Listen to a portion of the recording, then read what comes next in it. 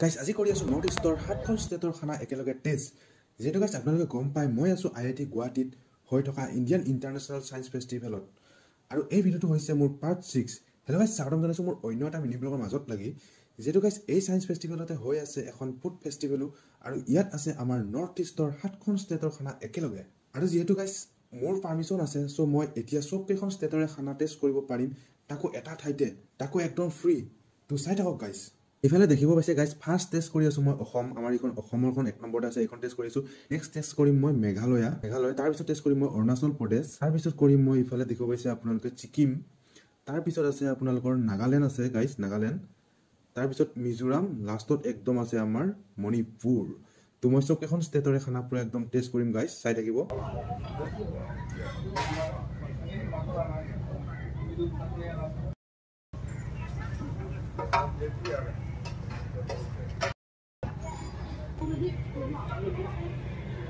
क्या है ये?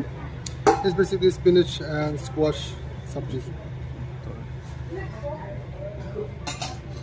And this is wadachi. This is kimmo. This is basically a bread steamed like the bun from a momo. Just the buns. Try with this. Little bit.